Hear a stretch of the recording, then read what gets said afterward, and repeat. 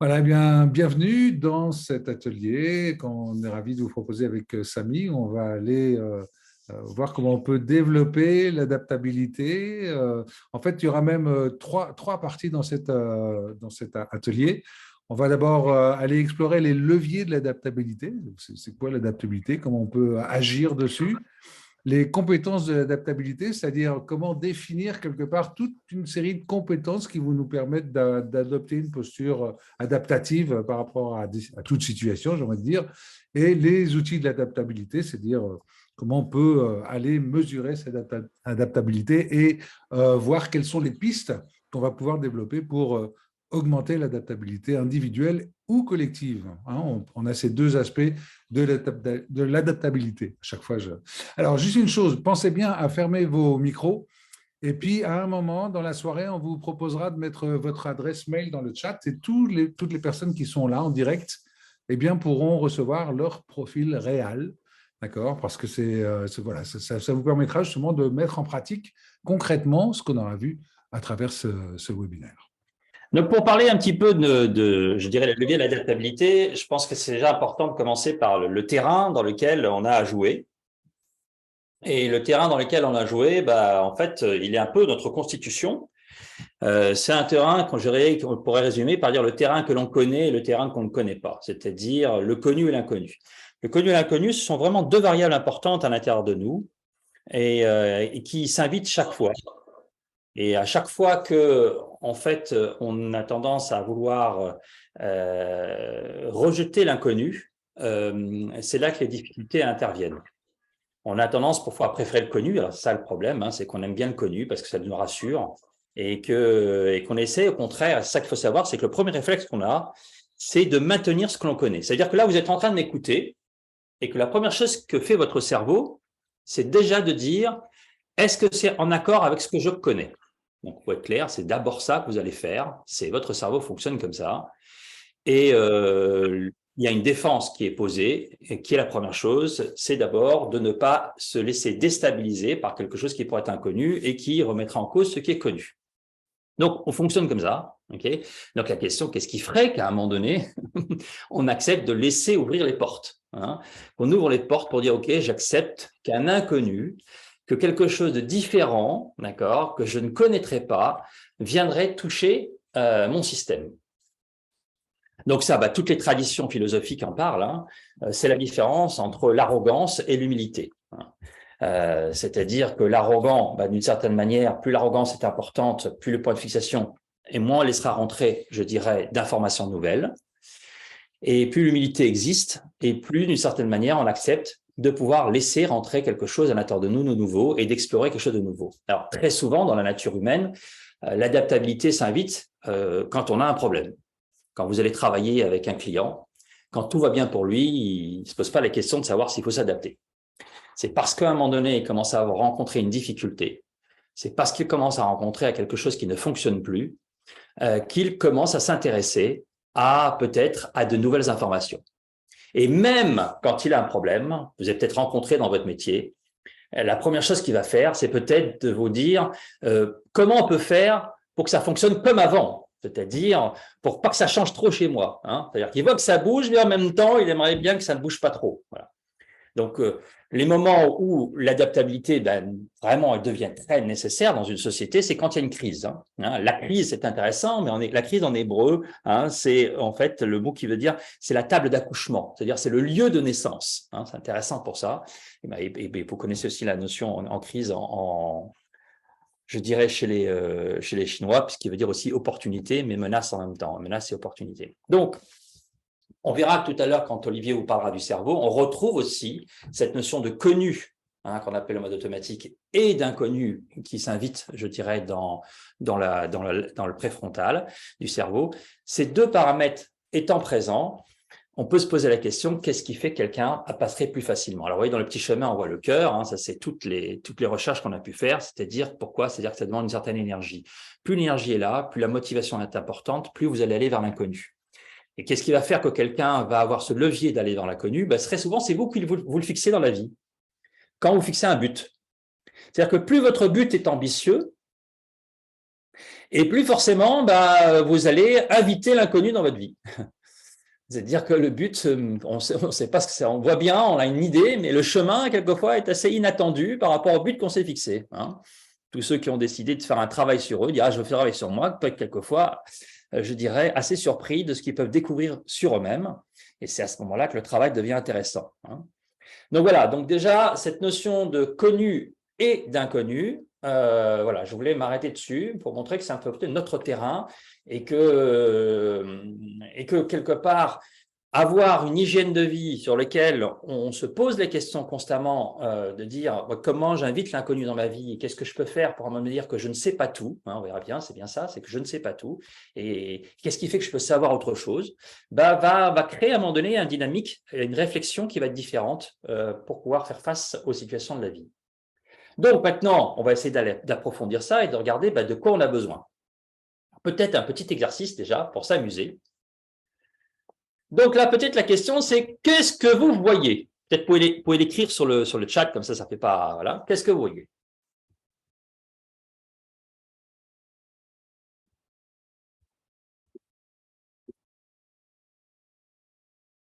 dans cette image? Oula, ça met du temps. Je vois personne. Tu vois des choses écrites? Moi, je vois rien d'écrit là. Il n'y a peut-être pas grand-chose à voir, je sais pas. Alors, un couple qui bien, s'enlace. Ok. Homme, Une femme dans une bouteille, bouteille, bocal, flacon, un couple qui s'enlace. Voilà. Voilà.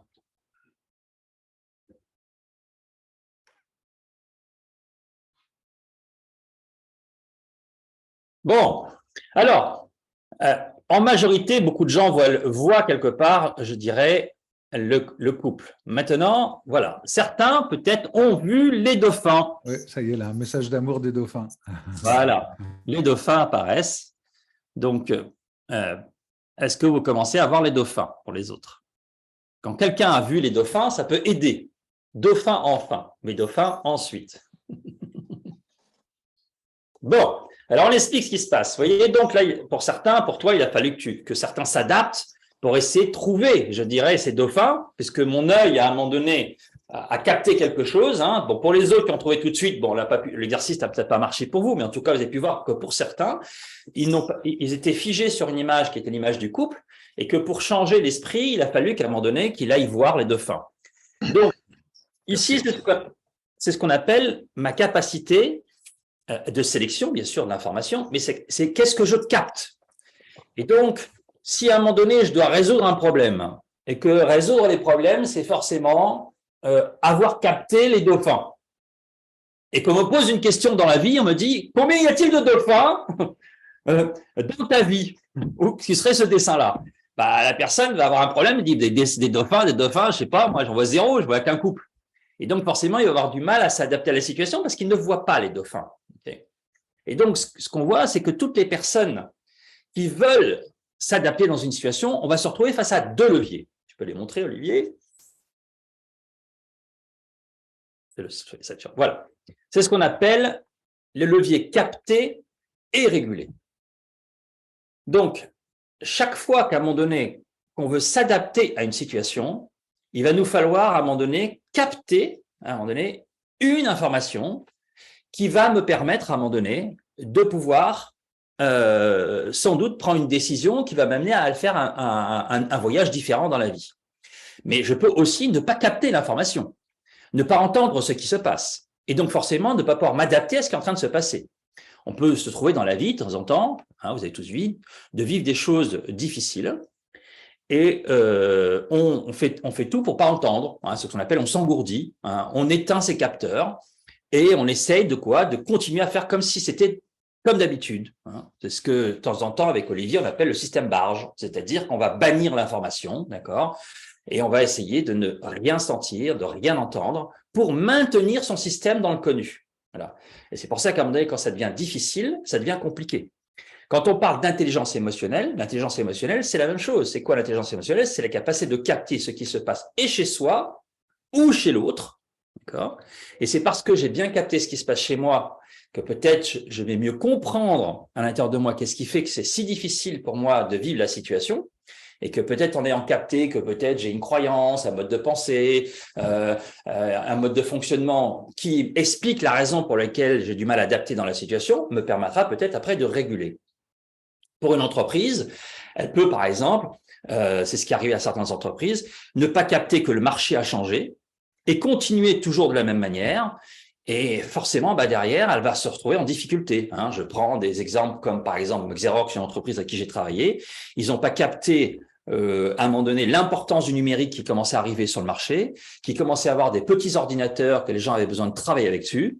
Et du coup, n'étant pas capable de capter ça, ils ont commencé à être en décalage avec les besoins du marché. Et on peut prendre beaucoup d'entreprises comme ça, qui ont eu du retard à un moment donné sur capter ce qui se passe. C'est pour ça qu'aujourd'hui, plus on est capable de capter, mieux ça fonctionne. Maintenant, c'est pareil dans une relation avec quelqu'un. Est-ce que je suis capable de capter qu'en face de moi, une personne n'est pas à l'aise avec moi? Est-ce que je suis capable de capter qu'un de mes collaborateurs, à un moment donné, aujourd'hui, n'est pas motivé? Est-ce que j'accepte de capter ça ou pas? Si je arrive à le capter, peut-être à un moment donné, ça va me permettre de mieux comprendre pourquoi est-ce qu'aujourd'hui que le travail n'est pas efficace, pourquoi est-ce qu'en fait les gens ne donnent pas toute leur énergie, parce que c'est important peut-être que je puisse observer ça. Et donc, c'est pareil, qu'est-ce qui va faire que les gens vont bien capter l'information? C'est aussi la sensibilité de ce captage, on pourrait dire. Et bien, ce qu'on a pu remarquer, c'est que les gens qui captaient le mieux, c'était ceux qui avaient une certaine humilité, j'en ai parlé tout à l'heure, mais c'est ceux qui avaient une capacité d'accepter leur vulnérabilité, qui avaient une capacité de réceptivité. La vulnérabilité, c'est pour moi la souplesse intérieure. Il y a un système qui est très souple et qui ne se rigidifie pas, et qui est capable de bien recevoir même les informations qui sont très, très cachées. C'est un peu comme un appareil photo. Un appareil photo, je ne sais pas si vous connaissez un peu l'ISO dans les photos, l'ISO, c'est plus l'ISO est développé, plus il est fort, plus il est capable de capter à un moment donné dans des endroits où il y a peu de lumière, de l'information pour restituer l'image. C'est un peu ça, capter. Et plus l'on capte, et mieux on régule.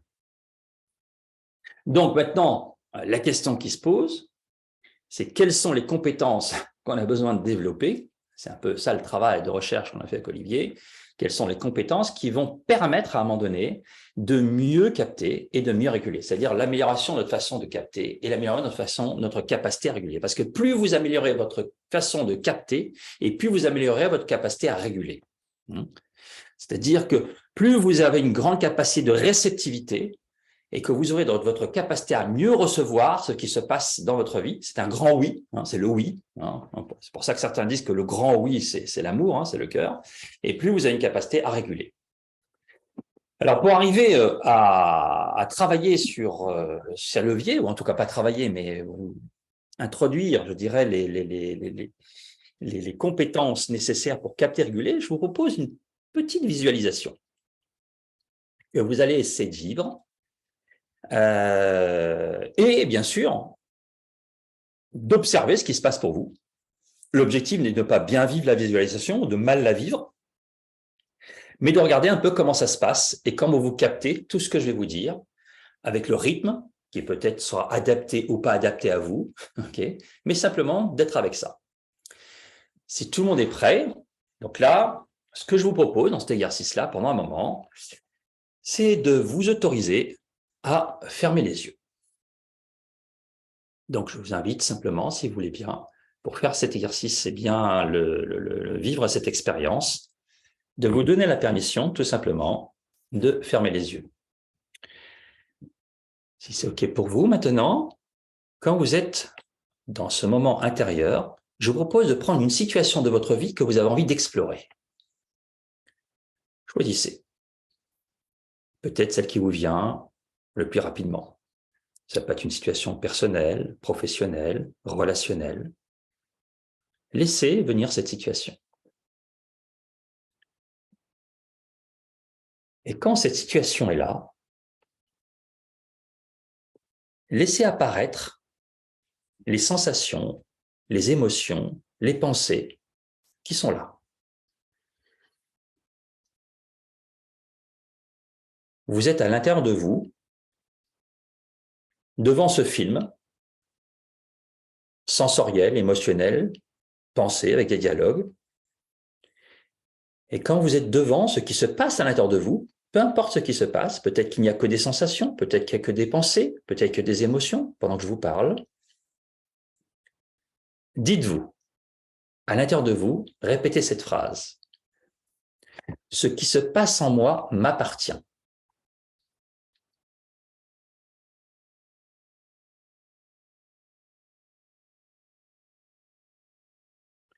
Observez ce que cette expression crée en vous. Ce qui se passe en moi m'appartient.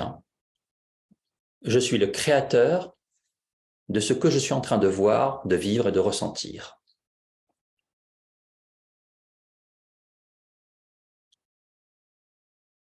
Observez ce qui se passe en vous, acceptez ce qui se passe sans essayer de modifier l'expérience. L'objectif est de mieux capter ce qui se passe en vous, de rendre plus lisible votre film intérieur, fait de sensations, d'émotions, de pensées et de dialogue intérieur.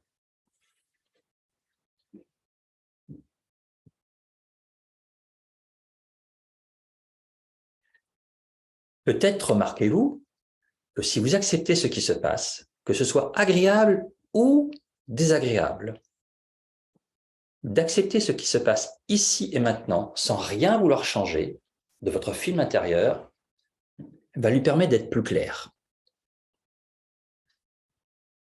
Peut-être même qu'il y aura plus de détails. Peut-être que dans cette observation, des images, des pensées ou des informations viennent vous donner une meilleure compréhension de la situation que vous êtes en train de vivre.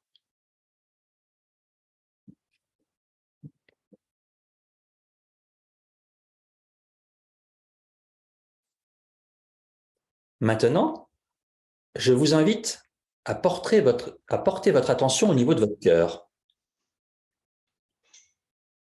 et écoutez ou voyez ce que votre cœur vous dit.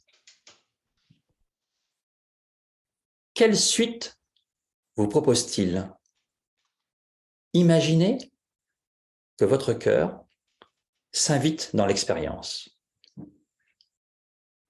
Quel changement propose-t-il?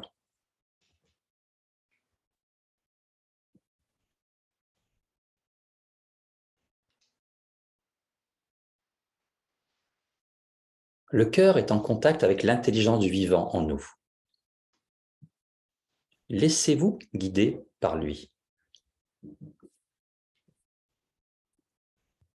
Imaginez que vous vous autorisez à lâcher le contrôle et à vous abandonner à l'inconnu, à la vie elle-même.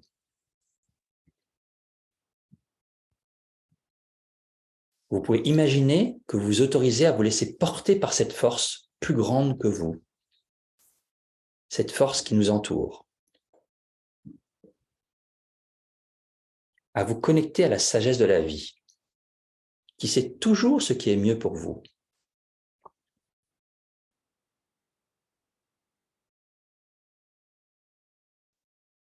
Même si vous ne savez pas où ça va vous mener.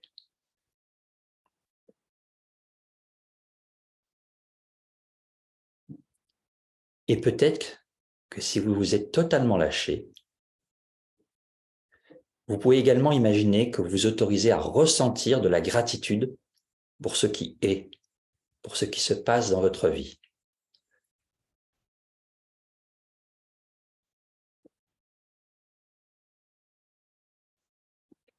Inspirez profondément, on expire et on revient. Et je propose que là, on ouvre les micros et que chacun puisse dire ce qui s'est passé pour lui.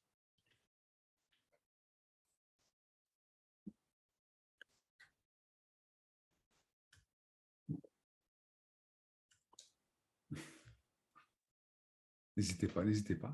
Vous m'entendez? Oui. Vous m'entendez? Oui. Oui, bon, ben, bonsoir Katia. Pour ce qui est de l'expérience de visualisation, à partir du moment où on se rappelle que nous sommes le créateur de ce qui se passe en nous, eh bien effectivement, moi je sais que ça a mis beaucoup de distance par rapport au jugement que les autres pourraient porter sur mon action. Et en fait, ça, à partir du moment aussi où on se laisse un petit peu plus aller, on se rappelle qu'on est dans la confiance, dans les possibles et que rien n'est si grave que ça finalement. Quelque part, ça réassure et ça redonne une perspective d'action en fait, Donc, d'action dans quelque chose de cohérent, de congruent et en se disant ben, l'erreur est possible et après. ok, très bien. Merci. Quelqu'un d'autre? İşte Prends 2-3 personnes, hein, après je vous expliquerai ce qu'on a fait. Hein. C'est quelque chose que je fais pas forcément tout à fait de cette façon-là, mais que je fais malgré tout assez souvent quand je suis un peu tâtonné, pour essayer de trier un peu l'essentiel de l'important. Voilà. Je ne fais pas tout à fait de cette façon-là, mais ouais, j'ai bien aimé l'exercice. Okay. Ça permet de se recentrer, effectivement. Il y a couple vers les relations. C'est qui? C'est Shalom, là. Alicia. Vas-y, ouvre ton micro. Si tu l'ouvres pas, on t'entend pas. Petit détail. Merci, merci beaucoup, Shalom, Shalom. Alors, je dois dire que j'étais dans une situation que précisément, ça n'était pas évidente pour moi, juste avant qu'on vienne dans la formation ici. C'était pas évident pour moi, mais c'est à partir du moment où j'ai entendu que revenir dans l'ici maintenant, et c'est là où ça c'était le mieux ça. J'ai senti comme c'est bien. Ce qui est passé, c'est déjà derrière. Et c'est ici maintenant qui me fait sentir plus calme, en sécurité, et que je me dis, ouais, merci de que tout cela soit passé, Oui, que je suis là où je suis. D'accord, ok. Merci beaucoup. Bon, alors, on va essayer de, à moins qu'il y ait quelqu'un qui a envie de dire quelque chose. Non? Ok. Donc, je propose que tu remettes, Olivier, le slide. Le slide avec le… Après la visualisation, le slide qu'on commence à expliquer les compétences. En fait, je vous ai fait passer par 4 étapes. Non, pas celui-là, ouais, pas celui-là. Je vous ai passé par 4 étapes que ceux qui connaissent le processus voire connaissent. La première étape, quand on veut mieux capter, il y en a 2.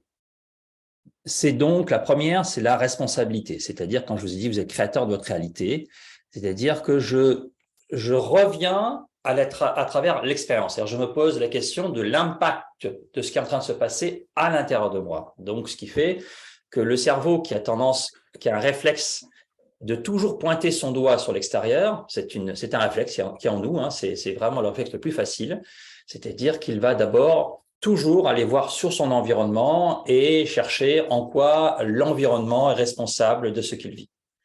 Et donc, le premier réflexe, c'est au contraire de se réapproprier l'expérience, c'est-à-dire de bien voir que ça se passe chez soi. Quand on a pris l'expérience chez soi, ce n'est pas suffisant. Il faut pouvoir avoir à un moment donné une lecture de ce qui se passe chez soi. Et pour avoir une bonne lecture, il faut la faire sans jugement. Et il faut la faire en étant dans l'ici et maintenant. C'est-à-dire de considérer que ce qui se passe là, ici et maintenant, d'accord, est parfait.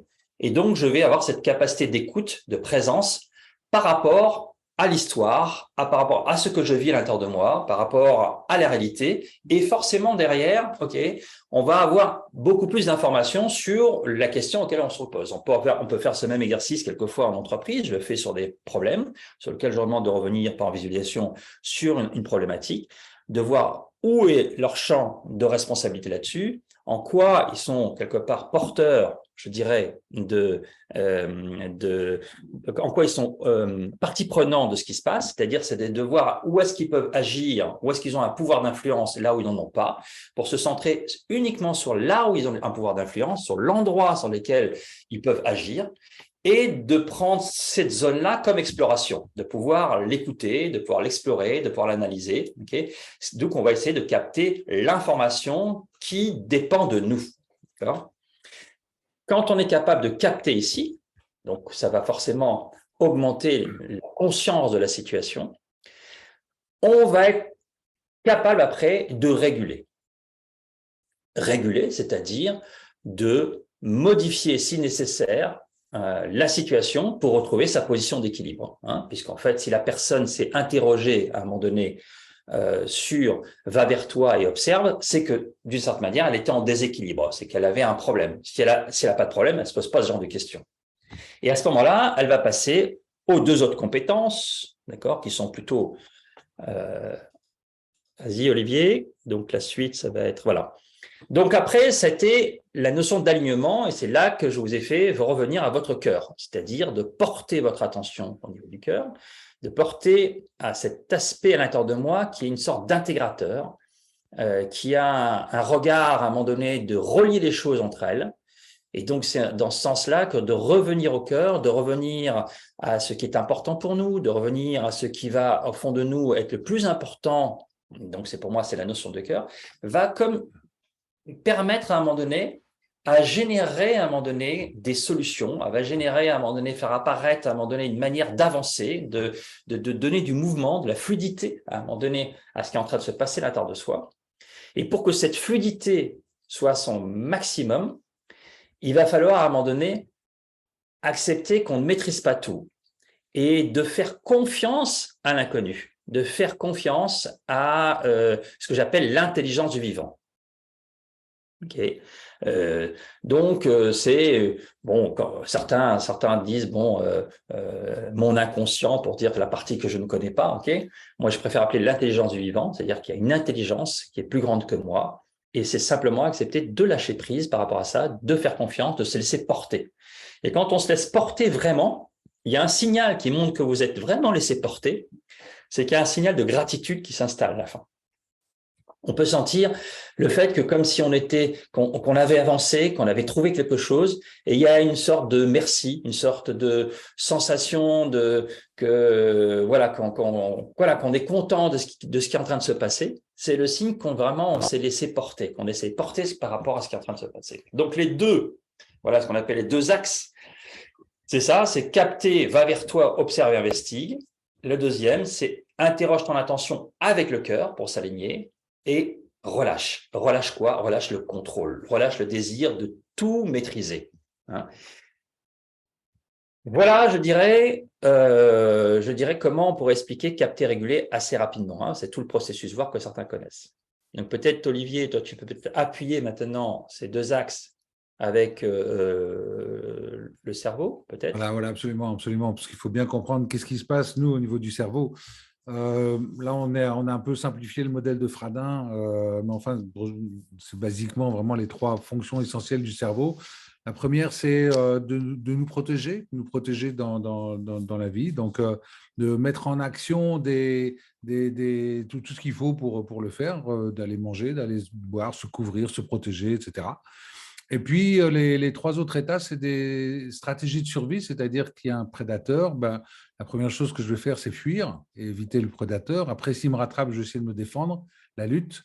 Et si jamais il a le dessus, je vais faire comme la petite souris, je vais faire le mort, ou en tout cas, profil bas pour que le prédateur s'en aille. Donc ça, c'est vraiment le cerveau instinctif qui est on-off, qui ne passe pas du tout par la pensée parce qu'il faut aller vite. Il est juste au-dessus de la moelle épinière pour que ça descende très vite, donner les informations qu'il faut au corps et pour pouvoir rentrer dans ces stratégies de survie, le cas échéant. Au-dessus, on a un cerveau automatique. Donc, Fradin il le découpe en deux zones, mais là, on simplifie. Cerveau automatique qu'on pourrait comparer à notre centre d'apprentissage. C'est-à-dire que tout ce qu'on vit à chaque instant, tout ce qu'on vit depuis notre naissance, j'aime bien dire, c'est comme gravé sur un disque dur et sur un conditionnement punition-récompense. C'est-à-dire, si je fais quelque chose que ça marche, c'est bon, je peux recommencer. Par contre, si je mets le doigt sur une bougie et que ça brûle, non, je sais qu'il ne faut plus que je mette le doigt sur la bougie. Donc là, en fait, on a un peu tous les filtres qui vont se faire, tous les « il faut »,« je dois », tous les « c'est pas bien », tous les « je ne peux pas »,« je peux », qui vont se mettre là dans ce cerveau automatique. Et c'est parfait parce qu'il va nous permettre, je veux dire, en situation connue, de gérer tout ce qu'on a à gérer. C'est-à-dire que là, je vous parle, j'ai appris des mots, je n'ai même pas à réfléchir, ça sort tout seul. Je conduis ma voiture, c'est pareil, je passe les vitesses sans réfléchir. Par contre, effectivement, il y a peut-être un moment où il y a une situation qui va m'obliger à trouver une solution que je n'ai pas forcément apprise. Et à ce moment-là, il va falloir passer en mode adaptatif. C'est un peu comme si je vous demande, là, aujourd'hui, les jours de la semaine. Là. Si vous me dites les jours de la semaine, vous allez me dire lundi, mardi, mercredi, jeudi, etc. Par contre, si je vous les demande en ordre alphabétique, là, en général, il y a un petit temps de recul, il y a le sourire qui arrive, ça peut être le signe de la préfrontalisation aussi. Et puis, tiens, oui, on commence à réfléchir, etc. On va trouver la solution. Bien, on est passé du mode automatique au mode adaptatif. Et donc, l'idéal, c'est que les centres de décision fonctionnent en étroite corrélation et que l'automatique puisse passer la main à l'adaptatif dès qu'il y a besoin, dès qu'il y a une situation inconnue, dès qu'il faut trouver une nouvelle solution. Pourquoi? Parce que l'adaptatif, c'est d'une part le centre de la sérénité, mais aussi de l'intuition et de la créativité. C'est un peu, j'aime bien le comparer, un peu une interface avec tout ce champ des possibles et va être capable d'aller trouver les éléments essentiels qui vont me permettre de régler la situation nouvelle parce qu'avec ce que j'ai appris, je suis incapable de le faire. Donc, tant que tout fonctionne bien, c'est parfait. J'aime bien dire aussi que l'adaptatif, je le compare à l'aigle qui, du haut de son vol, voit tout ce qui se passe autour. C'est-à-dire qu'il a vraiment cette vision précise de l'environnement. Et puis, il y a une chose essentielle, c'est qu'il reconstitue la réalité en temps réel. C'est-à-dire qu'il est à chaque fois en temps réel en train de faire la comparaison entre ce qu'il va constater autour de lui dans l'environnement et puis ce qu'il va voir en dessous, là, tiens, nos pensées, etc. Il a même accès à l'inconscient, donc tant qu'à faire, il peut voir pas mal de choses et du coup, il peut peut-être s'apercevoir qu'à un moment, il devrait intervenir, mais que l'automatique ne veut pas le laisser parler. Pourquoi? Parce que l'automatique, il a tout coupé. Il veut à tout prix, je dois résoudre cette situation. Donc à ce moment-là, le seul moyen que l'adaptatif a de nous prévenir, c'est d'envoyer un signal au reptilien, à l'instinctif, en lui disant, dis donc, il y a l'automatique qui fait n'importe quoi, tu ne voudrais pas nous envoyer un petit coup de stress? Et c'est là qu'on voit que les trois stratégies de survie, ce sont les trois types de stress, c'est-à-dire le stress de fuite où vous avez la personne qui a tout sauf envie de rester dans la situation. Donc, il va commencer à bouger, avoir les jambes qui bougent, etc., qui va peut-être rougir. Il y a le rythme cardiaque qui s'accélère parce que du coup, oui, il va falloir courir. Donc, là, on est vraiment dans le reptilien. Donc, et puis, voilà, il peut y avoir une forme de confusion mentale. En tout cas, tout sauf là. Donc, j'ai qu'une envie, c'est de partir. Après, le stress de lutte, c'est j'ai un besoin à satisfaire. Donc, du coup, je vais imposer. Je vais vraiment être campé en avant avec des gestes menaçants, le regard noir, etc. Parce que j'ai besoin de satisfaire ce besoin. C'est ce qu'on appelle la colère, plus simplement. Et le stress d'inhibition, c'est le découragement. J'en peux plus, je suis fatigué, j'ai l'impression que j'ai couru 25 km, j'ai une montagne à franchir, j'en peux plus. Donc, en fait, qu'est-ce que ça nous dit, ça? Ça veut dire que le cerveau adaptatif, déjà, il est capable de nous apporter cette solution adaptative, mais il sait aussi nous prévenir que nous ne sommes pas dans des pensées ou une interprétation de la situation qui sont adaptées à la situation. Et comment il va nous prévenir avec ce stress? Et en fait, le stress, c'est quoi? C'est la manifestation essentielle du stress, c'est au niveau du ressenti. Et c'est pour ça qu'au niveau de l'approche neurosensorielle, on sait que écouter le corps, écouter le ressenti corporel va nous donner une exacte idée de ce qui se passe dans la tête. Et là, on va pouvoir voir, tiens, si je suis contracté, si voilà, les mâchoires, le torse, si le cœur bat, la respiration oppressée, etc., ça veut dire quelque part que je suis en mode défensif. Il y a quelque chose par rapport à la situation que je n'accepte pas, que je ne laisse pas vivre. Et du coup, ce sentiment-là, eh bien, c'est parce que mon adaptatif me prévient. D'où l'intérêt, quand on dit prendre du recul, c'est d'être capable justement d'observer ses pensées, d'observer ses émotions, mais surtout d'observer son ressenti. Et c'est un apprentissage à faire. Et par contre, à chaque fois, plus on va être capable d'observer son ressenti et plus on va ensuite automatiser notre capacité à nous mettre en observateur de nous-mêmes à travers nos pensées, nos émotions et notre ressenti, plus on va être capable quelque part de se gérer de plus en plus. Ça ne sera jamais en temps réel, il y a toujours un petit décalage, mais enfin, on va être de toute manière beaucoup plus conscient de nous-mêmes, beaucoup plus conscient de la façon dont on réagit à l'événement, et du coup, on va pouvoir à ce moment-là réguler dans la bonne direction et apporter la bonne solution. Et ça tombe bien, j'avais mon téléphone qui sonne là, et avant de repasser la parole, Samy, Donc c'est ceux qui souhaitent avoir un profil gratuit, on vous a dit, vous participez à ce webinaire. Merci de peut-être me laisser dans le chat votre prénom et votre nom, prénom, pourquoi pas, et puis adresse mail. Comme ça, je pourrai vous envoyer ça. Demain, vous recevrez un email avec le profil et vous pourrez tester le profil réel dont on va vous parler un peu plus tard. Un truc que je pourrais rajouter, Olivier, qui est intéressant là-dessus, en synthèse, c'est-à-dire que la notion, vous voyez, automatique et adaptatif, c'est vraiment le monde du connu et le monde de l'inconnu dans notre cerveau. Okay. Donc, le monde automatique, il fonctionne à partir du mode du sachant, c'est-à-dire il fonctionne à partir de ce que je sais. Le mode adaptatif, il fonctionne à partir de ce que je ne sais pas. C'est-à-dire que si vous savez et que vous savez trop, vous ne pourrez pas être dans l'adaptatif. Hein. Quelqu'un qui va faire des recherches, s'il fait des recherches en disant « je sais », ben, il ne fait plus de recherche. Quand on recherche, c'est qu'il y a une partie de nous qui ne sait pas, et forcément l'adaptatif se met en fonctionnement. Donc, vous voyez même que dans la partie du cerveau, on retrouve ces deux dynamiques-là. Tout à fait. OK.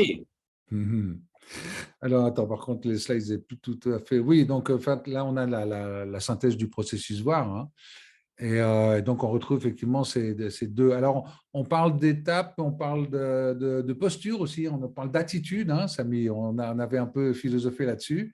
C'est pas quand on va… Cette responsabilité qu'on prend, cette exploration qu'on va aller engager, cet alignement qu'on va aller rechercher et ce lâcher-prise vers lequel on va tendre, ce sont des attitudes, ce sont des postures, c'est quelque part une décision. Et quelque part, c'est intéressant de voir que toutes ces compétences-là, c'est du concret. C'est-à-dire que, oui, prendre du recul, on sait ce que c'est, être conscient de la subjectivité, oui, c'est être conscient quand notre interprétation de la situation va avoir un impact sur notre ressenti, par exemple, etc. On a tout un tas de choses qui sont concrètes. Avec donc, tu les as déjà décrites, les compétences, je ne vais pas revenir dessus, mais ces deux premiers axes, vraiment de me responsabiliser, d'explorer pour capter, et ensuite de m'aligner et de lâcher prise pour réguler. Tu as déjà pas mal dit sur les compétences, Samy, hein, je crois. Oui, voilà. Là, après, on est dans le détail de qu'est-ce qu'on a décidé de mettre dans notre profil qui vont activer et qui vont essayer de mesurer si la personne observe et si elle observe vers elle-même et pareil sur l'intention du cœur. Hein, c'est ça. Là, on est plutôt maintenant doucement en train d'aller vers l'outil en lui-même. Hein, c'est-à-dire quels sont les outils qui existent et donc c'est le profil réel. Hein, c'est ça. Donc, tu peux y aller, Olivier, si tu veux. Exactement. Et donc, avec ce profil, déjà, on a identifié 4 types d'adaptabilité. Eh bien, en fait, il y a de l'adaptabilité cognitive, c'est-à-dire tout ce que je vais pouvoir mesurer à partir de ces compétences. C'est vraiment par rapport à ma capacité de me positionner, de penser, d'avoir la bonne posture par rapport à ce qui se passe. Donc, on a vu alors on appelle ça les 4x4 compétences, hein, c'est 16 compétences en tout. Après, on a l'adaptabilité émotionnelle et on retrouve à nouveau le capter, hein, être conscient de soi, conscient des autres, avec les 4 compétences qu'on voit, la conscience de soi, l'acceptation de la critique aussi, quelque part, ça rejoint la subjectivité. La qualité de l'écoute, on pourrait dire, c'est la présence, hein, qu'on a vu dans l'axe de l'exploration, et la bienveillance, qu'on pourrait relier aussi à la qualité de cœur. Et donc, le réguler, c'est qu'est-ce qu'on va faire à partir de ça? Et donc, principalement sur soi, hein, parce que c'est difficile de réguler l'autre. Qu'est-ce que je peux faire pour mieux gérer la pression, l'adversité, pour rester dans un état d'esprit positif, pour me sentir vraiment aligné et puis pour pouvoir m'affirmer aussi, c'est important d'être capable de s'affirmer, de prendre sa place, et puis pour ressentir cette notion de sérénité et de bien-être. Après, on a une autre adaptabilité, pardon, c'était dans le mauvais sens, tant pis. L'adaptabilité comportementale, là, on est allé voir par rapport aux 4 styles du disque, c'est-à-dire le dominant, l'influent, le social et le consciencieux, et donc le rouge, jaune, vert, bleu.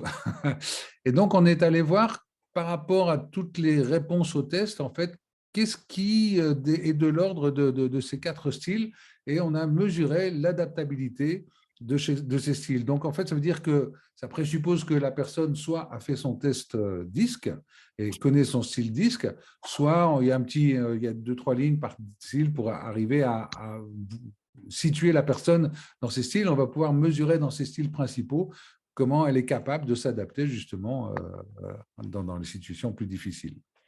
Et puis, on a l'adaptabilité face à la frustration. c'est-à-dire c'est notre capacité à ne pas partir tout de suite dans la réaction et au contraire à adopter des stratégies qui vont nous permettre de retarder le moment, de ne pas rentrer dans la réaction, et au contraire d'apporter la bonne réponse pour mieux gérer encore à nouveau les situations. Alors ça, c'est important parce que, pourquoi on l'a posé? Parce que s'il y a bien quelque chose qui existe dans toutes les traditions du monde, comment faire pour améliorer, je dirais, son adaptabilité et quelque part sa relation à la vie et au monde, c'est la gestion de la frustration. Okay. Donc, un exercice qui est là dans toutes les traditions pour gérer la frustration, c'est apprendre les gens à jeûner. Hein. Le jeûne est sans doute ce qui existe dans toutes les traditions du monde, puisque apprendre à jeûner, c'est donc apprendre à s'arrêter, c'est-à-dire à ne pas aller quelque part dans ce qu'on fait automatiquement. Donc, on voit bien que c'est de mettre en veille le mode automatique. Et plus vous êtes capable de mettre en veille le mode automatique, et plus vous avez une capacité à un moment donné, sans doute, à faire face aux situations. Parce que quelque part, dans un changement, on a une habitude et on doit passer dans une nouvelle situation. Et donc, dans la transition entre l'ancien et le nouveau, vous ne maîtrisez pas totalement. Et donc, c'est souvent la transition qui est difficile dans le changement. Donc, il y a une perte de frustration parce que les choses sont moins efficaces, parce que vous n'avancez pas aussi vite, parce que vous ne faites pas aussi bien. Et donc, c'est ce passage-là qui peut être compliqué. Okay. C'est ce qui fait que très souvent, il y a certains qui prennent de bonnes décisions dans la vie et qui décident de faire certaines choses. Et quand ils s'y mettent, au bout d'un moment, ils se rendent compte que c'est pas facile, que c'est pas évident, qu'ils ont des habitudes, que ça les gêne, et du coup, ils peuvent se décourager et forcément, ils reviennent à leur position initiale. Yes. Alors, si on continue, alors on va rentrer dans le profil en lui-même. Hein, on va vous montrer un peu comment il est constitué. Donc déjà, on s'est posé la question, avant on avait le profil SAT et on parlait juste de pourcentage. Et on s'est dit, mais les pourcentages, c'est peut-être un peu abstrait, c'est peut-être un peu trop froid aussi. Donc on s'est posé la question, comment on pourrait évaluer justement cette adaptabilité. Et donc là, en fait, on parle en termes de compétences. Est-ce que chez moi, telle compétence est très faible? Est-ce qu'elle est difficile? C'est-à-dire, oui, je sais bien ce qu'il faudrait, mais c'est difficile, j'y arrive pas facilement.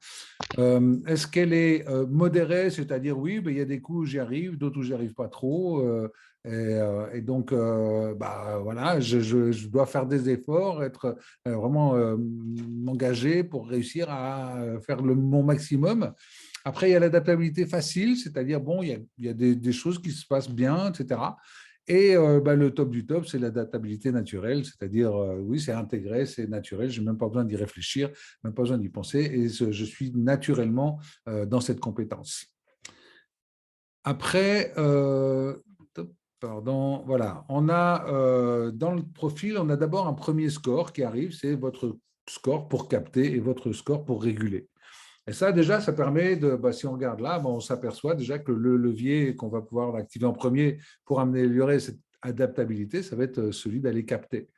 Donc, on va pouvoir aller voir ensuite quelles sont les compétences à faire évoluer de manière à mieux capter. Mais c'est intéressant aussi de se dire que plus on va amener notre capacité à capter, plus on va l'améliorer, plus quelque part, on va améliorer aussi notre capacité à réguler, puisqu'on aura plus d'informations, une meilleure information, et qu'on sera plus capable d'apporter la bonne réponse. Après, donc, on a dans le profil, on commence par l'adaptabilité cognitive. Donc, je vais vous montrer juste une étape. Donc, c'est la responsabilisation, le niveau général de responsabilisation.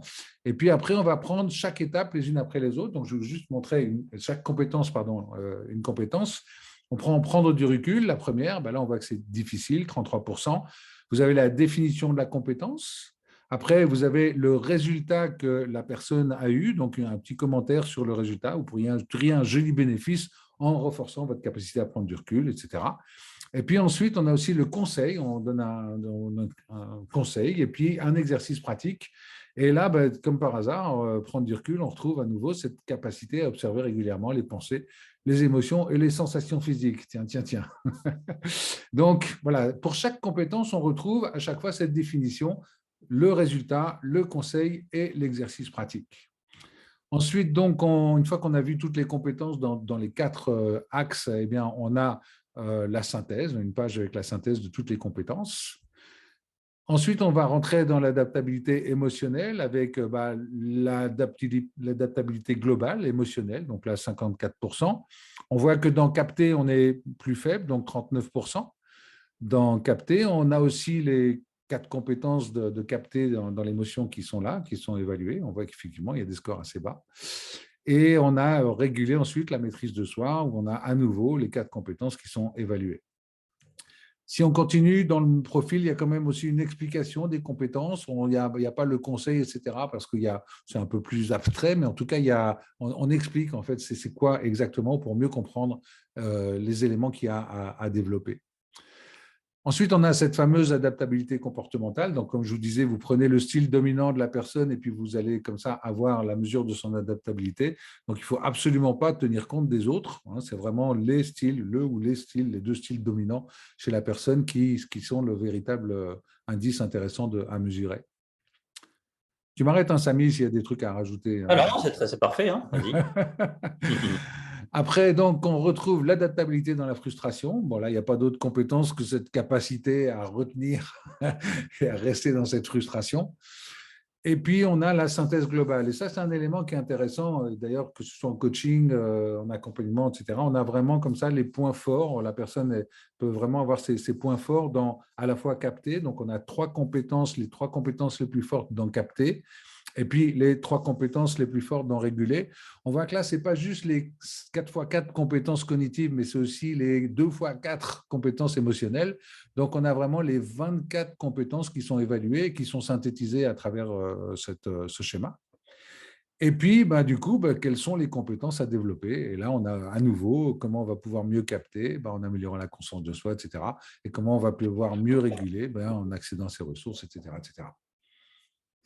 Voilà, ce qui est important à voir, c'est vraiment de voir que ce soit le profil ou que ce soit tout le travail sur l'adaptabilité aujourd'hui, il va se travailler sur ces 2 leviers qui sont captés et régulés, okay, et de bien intégrer ce que c'est capté, que bien intégrer ce que c'est régulé, mais au fur et à mesure, vous voyez, tout à l'heure tu parlais du corps, on sait bien qu'aujourd'hui que quelqu'un qui est bien conscient de son corps, qui est capable à un moment donné d'être à l'écoute de son corps, va développer à un moment donné une capacité de capter de l'information qui est beaucoup plus grande et forcément de gagner en souplesse dans son adaptabilité. Donc la dimension corporelle aujourd'hui, elle est de plus en plus importante, okay, qui me permet de gagner quelque part cette écoute et cette finesse intérieure. Je confirme, dans les coachings, quand on voit vraiment que la personne qui n'est pas à l'écoute de son ressenti, le capter, il est bas. Et même s'il y a une belle intention ailleurs, c'est vraiment un élément essentiel. C'est apprendre à écouter son ressenti, automatiser notre capacité à faire un petit scan rapide. Ça ne prend pas longtemps, ça prend quelques secondes, mais au moins, c'est cette prise de recul qui permet du coup d'avoir une autre vision de la situation et de pouvoir apporter les réponses plus adaptées.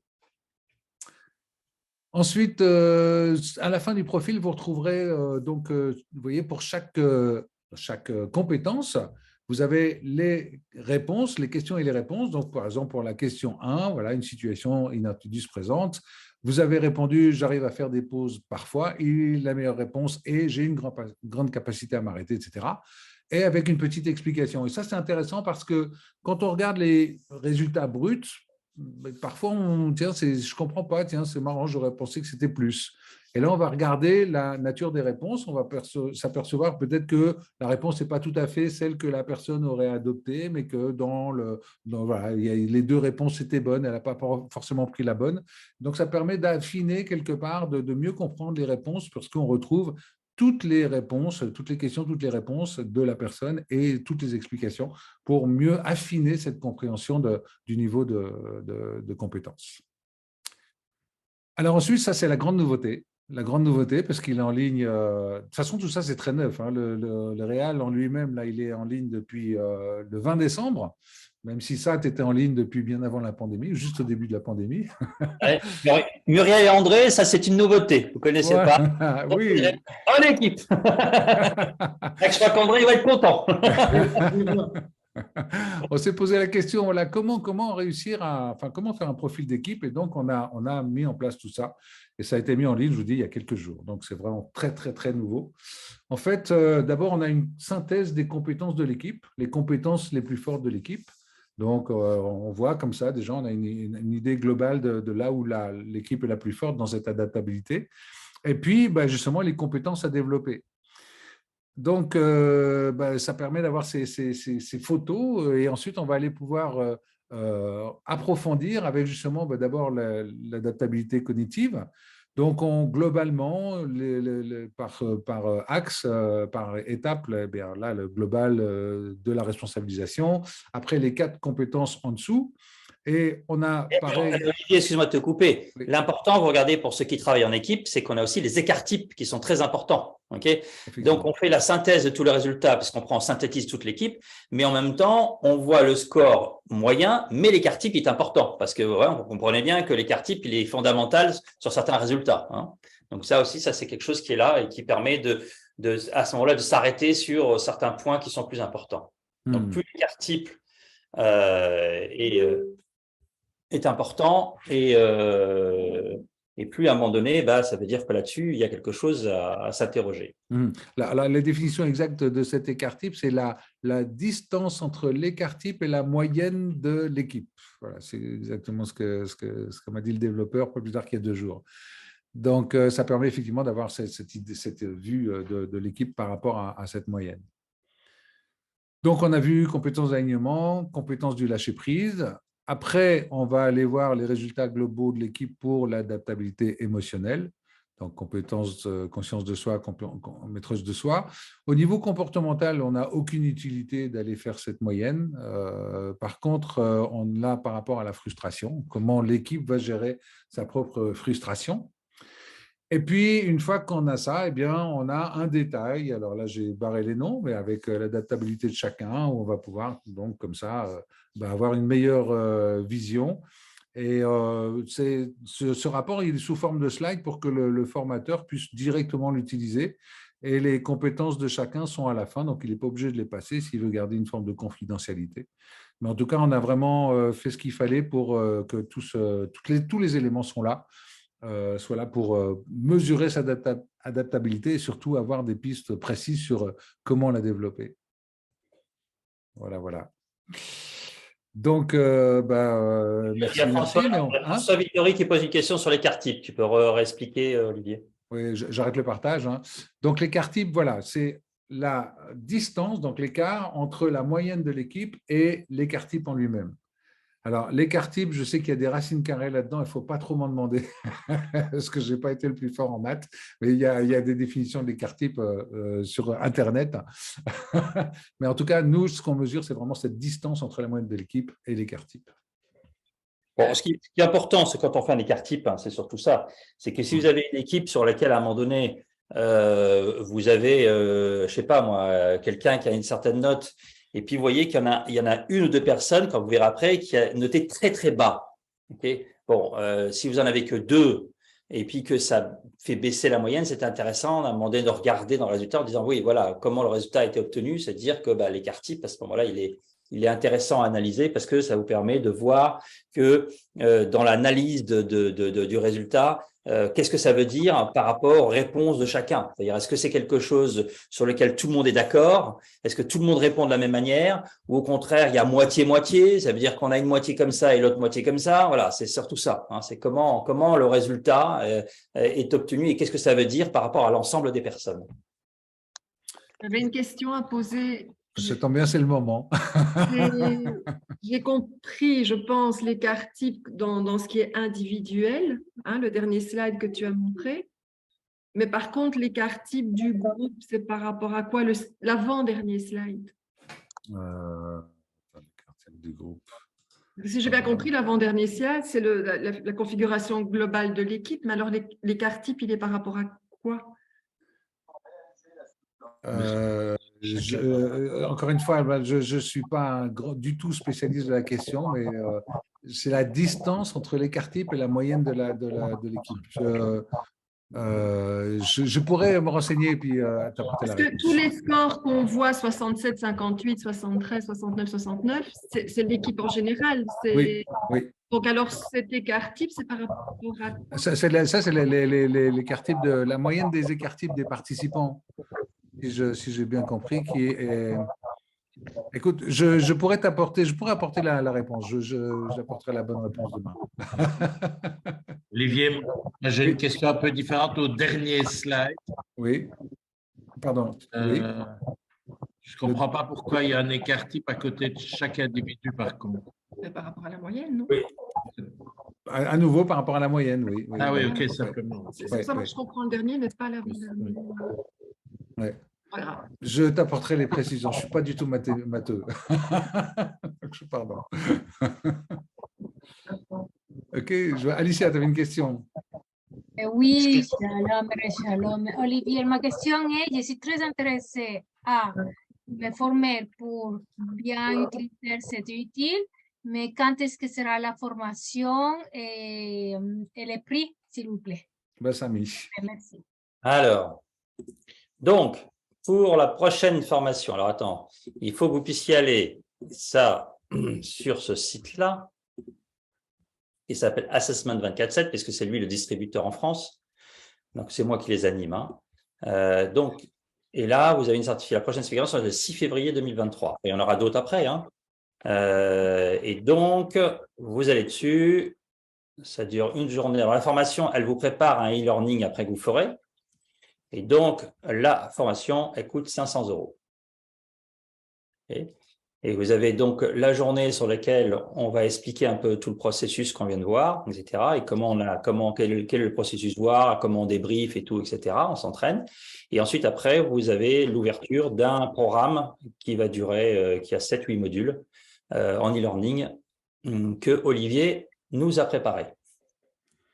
Voilà. Et tant qu'à faire, je vais mettre dans le chat le lien, du coup, comme ça vous pourrez l'avoir directement.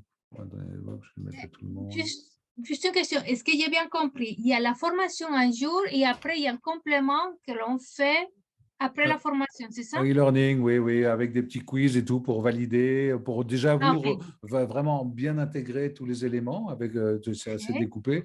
Et puis aussi les éléments pour vraiment vérifier que vous avez bien compris et vérifier votre intégration des compétences, on va dire. D'accord. Et en combien de temps on peut valider cette formation-là? Ça, c'est à la suite. Ce n'est pas comme la formation de coach où il faut ouvrir les niveaux les uns après les autres. C'est à la suite. Tu valides un niveau, l'autre s'ouvre, etc. Tu avances et tu as fini. Voilà, c'est un D'accord. Et puis, il y a combien de niveaux? Il y a 4 modules, donc 4 niveaux, c'est ça? 5, 6, mais c'est des modules, oui. Oui, c'est pas des grands modules. Voilà, il y a deux vidéos, je crois, et puis des documents, et puis voilà, à chaque fois, ou un peu plus de vidéos. Enfin, voilà. L'objet, c'est que vous vous sentiez à l'aise avec l'outil. Voilà, c'est surtout l'outil Réal, qui maintenant qui s'appelle Réal, puis ça va laisser encore SAT parce qu'il s'appelait SAT, et le temps que les gens s'adaptent.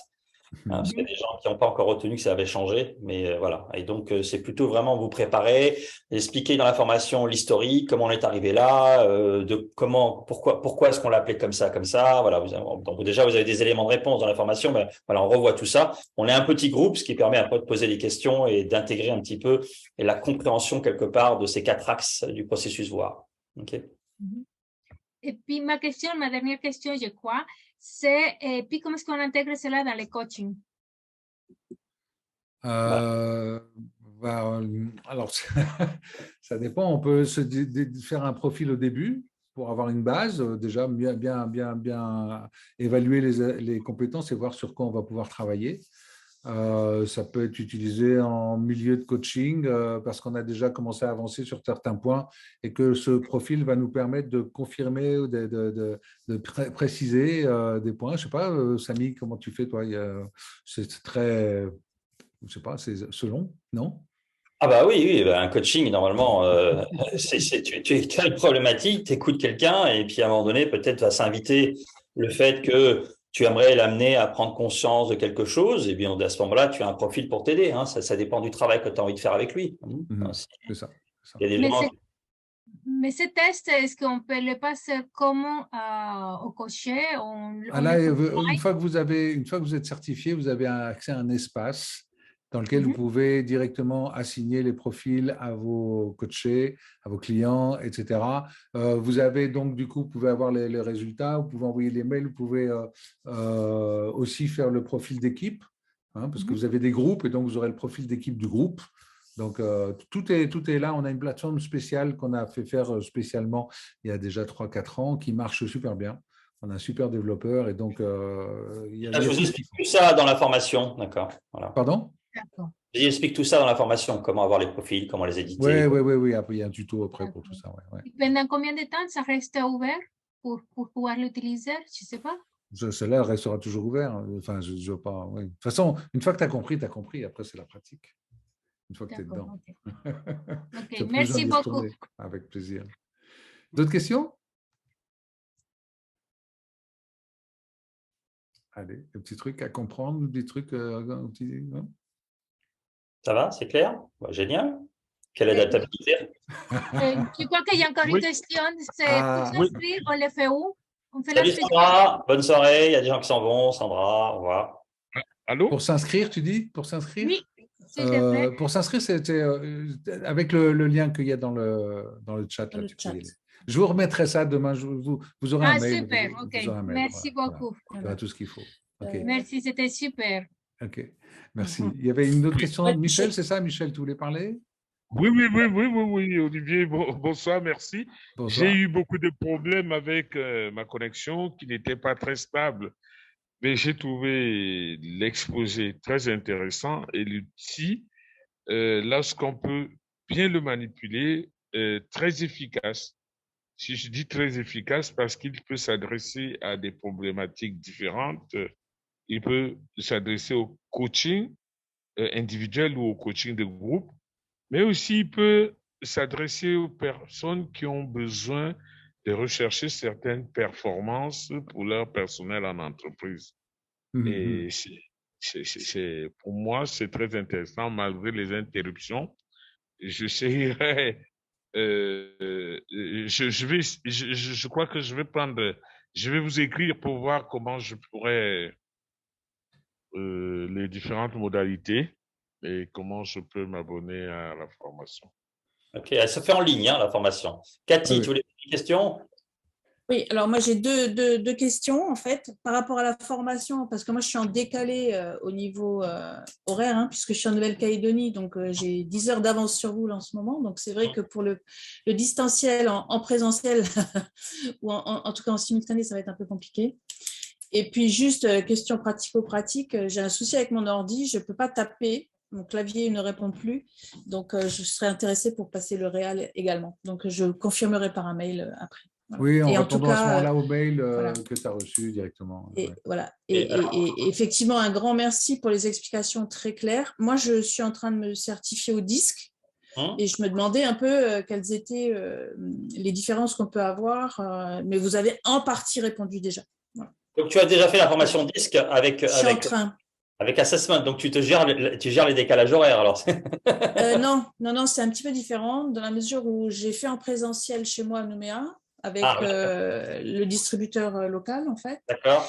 Et après, je termine les certifications grâce à des webinaires, à des tests que j'envoie, etc. C'est un petit peu différent. Mais bon, on s'est adapté différemment.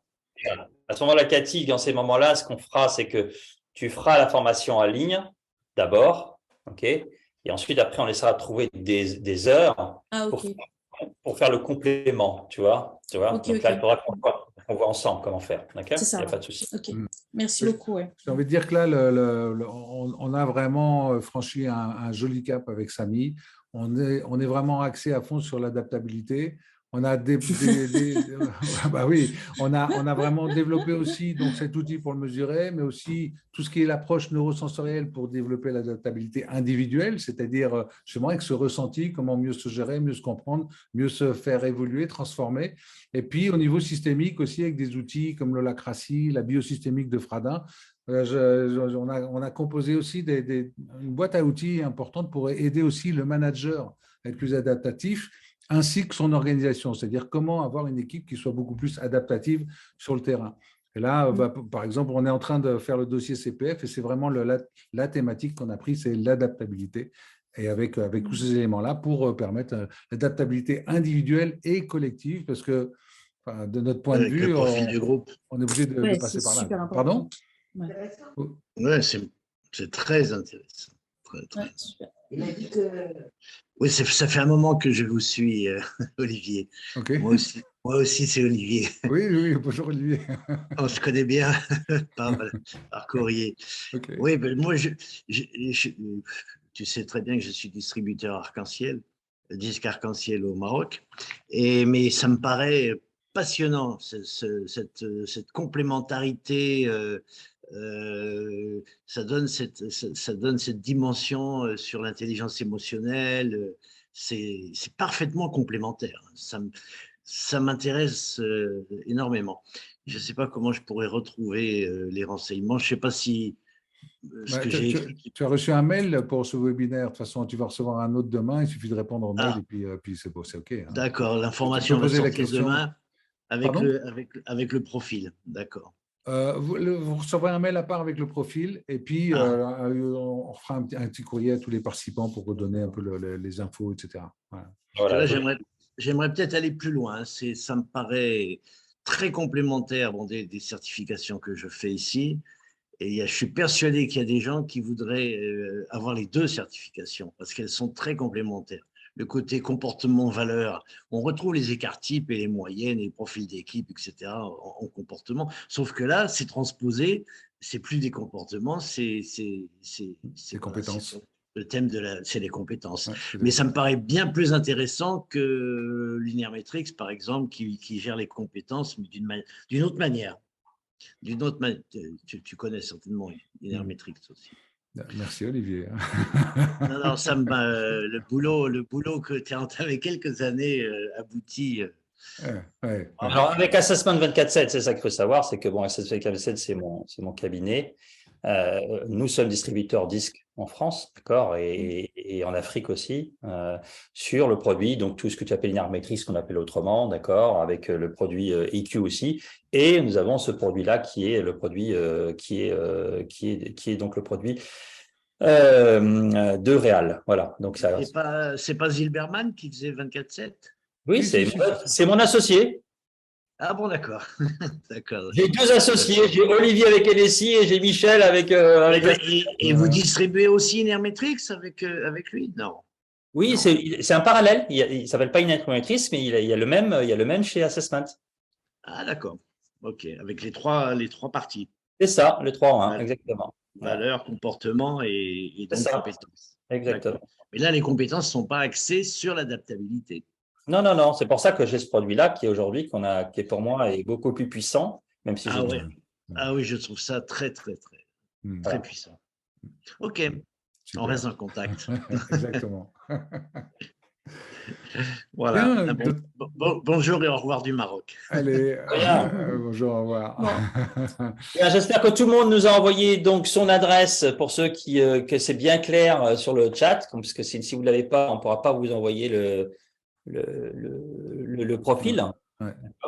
J'ai vu qu'il n'y avait pas forcément tout le temps les prénoms. Il y a des bons. Il y a des gens qui mettent, il y a des gens qui mettent leur nom, prénom, mais pas l'adresse mail. Alors avec ça, on ne va pas aller loin. Ah non, là, c'est sûr. Là, il faut l'adresse mail. Oui. Et puis voilà. Et puis par contre, du coup, oui. Oui, Olivier, qu'est-ce que vous avez demandé? Moi, j'ai mis mon email. Est-ce qu'il fallait ajouter le nom? Email, c'est bien. Le nom et le prénom, ça sera pour que ce soit sur le profil, quoi. Sinon, il n'y aura rien. Ou il y aura XX. Voilà. Mais bon. Parce que forcément, quand je vais rentrer ça, je rentrerai le nom, le prénom et l'email. Donc, sur la première page du profil, il y a le nom de la personne. Bon, maintenant, si vous ne l'avez pas reçu, que ce n'est pas clair, vous nous envoyez un mail en disant voilà mon nom, mon prénom, merci pour mon profil. D'accord? Voilà. Absolument. D'accord. On est adaptatif, on est adaptable. Ok, mais super. Alors, on vous retrouve le 6 février à 9h? Ah bah si tu t'inscris, tu vas retrouver le 6 février, bah oui, il n'y a pas de souci. D'accord. Juste pour l'inscription, j'essayais de le faire là et puis il demande déjà de s'inscrire pour le certificat. C'est ça ce qu'on doit faire? Il te demande quoi? Pour m'inscrire, j'ai ouvert la page et puis il demande de voir la certification 6 février, c'est ce que j'ai fait. Ouais. Et je ouvre, et quand je ouvre, il me demande alors réserver en ligne votre certification. J'ai choisi c'est virtuel, donc distanciel. Ouais. Et puis j'ai choisi l'option le 6 février parce que c'est la seule qu'il y a. Et C'est ça. après, je commande quoi? Bah, Tu tu peux- commences la formation, tu fais distanciel, tu mets la session le 6 février, tu fais commander, et tu vas avoir tu vas rentrer dans une page sur laquelle, là, on va te dire, on va être sympa avec toi, Payer. on va te Ok, dire payer. payer. Ah, d'accord, ok. Mais j'ai trouvé étrange, j'ai des commentaires, voilà, commentaires d'informations que je n'ai pas eues, ben, c'était bizarre, mais très clairement, merci. Et le certificat arrivera à la fin, c'est ça? Oui, oui, une fois que tu as fini Quand tu as fait tes e-learning juste à la fin, tu le fais bien tous, hein, tu vois. Par exemple, là, il n'y a pas Christine, mais Christine, non, elle n'est pas là, Christine Rabadi, elle est partie. Il y en a certains qui ont commencé, mais ils finissent pas. Donc, il faut bien finir. Ah, d'accord, oui. D'accord. On va les relancer d'ailleurs, on va les relancer. Quand tu as fini ta formation, tu as l'ouverture de ta plateforme où tu vas pouvoir faire tes tests toi-même, autonome. Ah, d'accord, ok, parfait. Merci beaucoup. Alors, je m'en réjouis. Alors, merci beaucoup. Super, super. Bon, puis- écoutez. On va s'en tenir là, c'est OK?